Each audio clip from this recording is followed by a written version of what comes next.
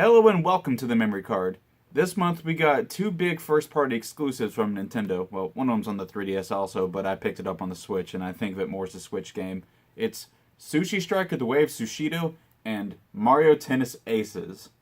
So, Sushi Striker, which I'll just refer to it for that from now on, it's a bit of a puzzle fighter game in a way, but it feels a bit more about timing rather than figuring out puzzles because you're linking same colored sushi plates together to attack your enemies, and it's very fun and satisfying gameplay. I'll admit that whenever I first saw the game, I wasn't immediately sold on it, but I liked the style of it.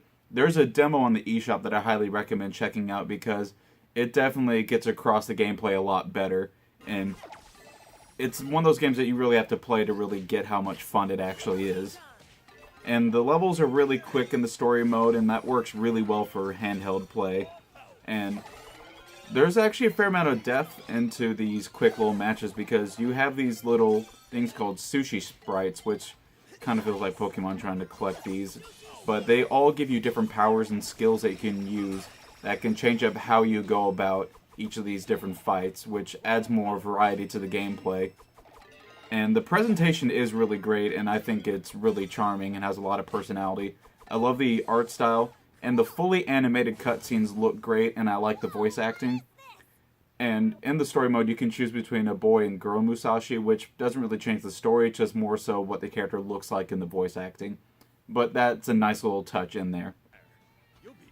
But it kind of reminds me of Yakuza in the sense that there's these different tiered cutscenes, where some of them are the fully animated, full-on anime cutscenes, which are great, but then other ones where it's mostly static character portraits with the text and like a little bit of voice acting. And those are fine, but I definitely prefer the fully animated cutscenes. And I hope that if this game gets a sequel, that we'll get more of those fully animated cutscenes because those are fantastic and definitely add a bit more flair to the game. And the music is also really good, and I love the cheesy tone of the story. I won't go into a whole lot of specifics, but the basic setup is that in the past, there was a war over sushi called the Sushi Struggles, and Musashi's parents died in the conflict, and there's just a general negative connotation to sushi, and there's this evil government that wants to hoard all the sushi to themselves, and Musashi is part of this resistance movement to give sushi to everyone and make it available to everyone. And it's just really fun and endearing.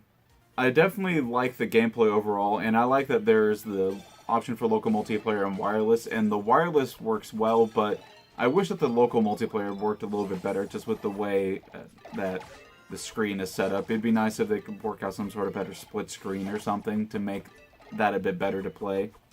But it definitely is a lot of fun in single player, and I think it would be a lot of fun multiplayer as well for a while. But something to keep in mind is that this was also released on the 3DS, which definitely works well with the touch controls for linking the sushi plates, where you can use the touchscreen on the Switch, but personally I prefer using the button controls, but not everyone feels the same.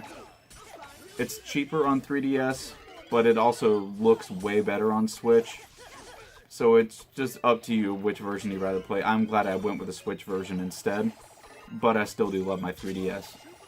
But overall, I do really like this game a lot. But I think it was a bit overshadowed over the fact that it came out very shortly before E3, and a lot of people's focus was on E3 and what the press conferences were going to show, and people might not have been focused as much on this game. That, and also, it's one of those games that it's better for you to play and try out than just try and watch videos of. It doesn't usually get across how much fun the game actually is.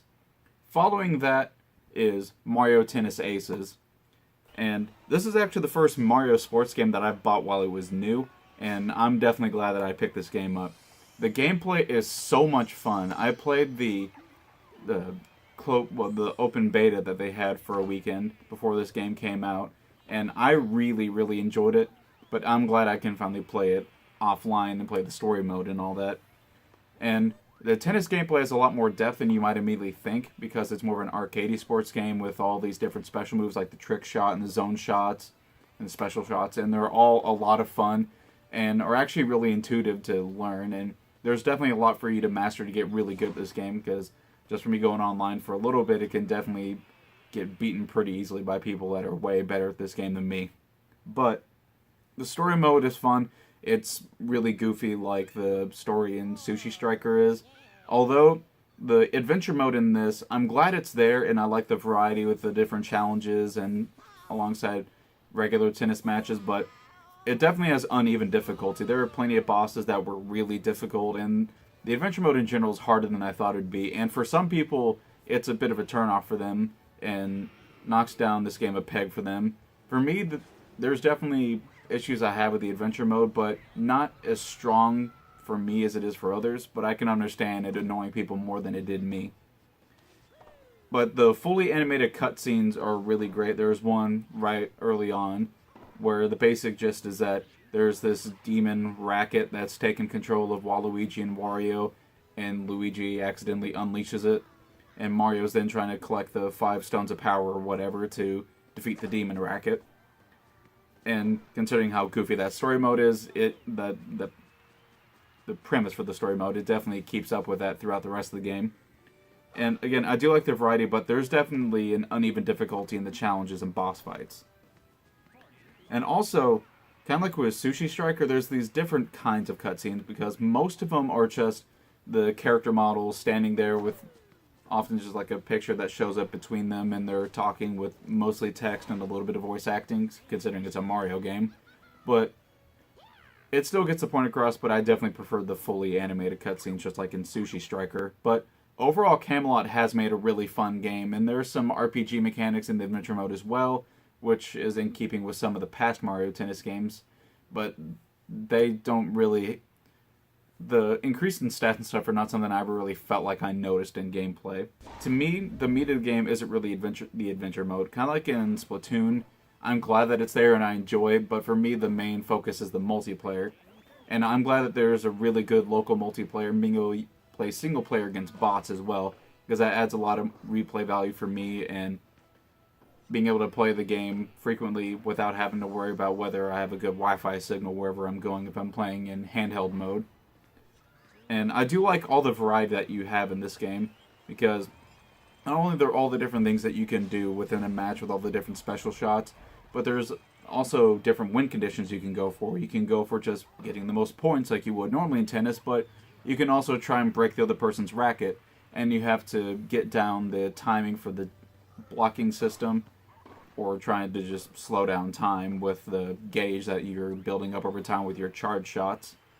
But those different wrinkles within the gameplay is great, but also I like that you can customize the matches. You can choose which stages you want to play on, whether you want the hazards on or off.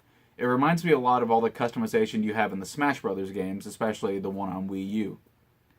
And also, I like that swing mode is included where you can play tennis with motion controls. I'm not that good at it, but I'm glad it's there because it reminds me of Wii Sports Tennis, which was my favorite game in Wii Sports.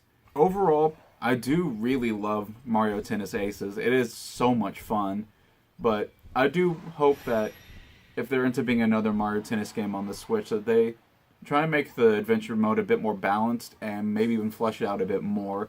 But I am definitely happy with the character roster that's there and all the different animations and the personality they're able to give these characters. Like the trick shot for Waluigi and what he does for the special shots, and all the cool, unique animations each character has for their own moves makes them all feel very unique. And I love playing as Waluigi and Boo and Chain Chomp. I love the animations they do with Chain Chomp where he serves by bouncing the tennis ball off his head and he has the racket in his mouth. There's just so much charm and personality in this game that it's hard to have a bad time when you're playing this, at least in multiplayer, whenever the single-player adventure mode isn't making you mad with a hard boss. But I'm also glad that it looks like there's going to be a lot of support for this with the online tournaments. For instance, there's 3 characters that you can't unlock right now in the base game. You can only get them by participating in the online tournaments in July and August and September. And I get the feeling this is going to be supported in a similar way that Splatoon 2 has. And there might actually end up being DLC characters later down the line. And I'm definitely looking forward to seeing how they flesh out this game even more. Because honestly, right now, I think it's already worth a buy. And I'm looking forward to seeing how else it gets supported. So overall, I really like both games. But I do definitely understand how Sushi Striker has been a bit overlooked. Partially because of the timing of its release and that you really need to play the game to get how good it is. But I think both of these games are worth picking up, and I'm glad I've got them. But regardless, thanks for watching, and I'll see you next time on the memory card.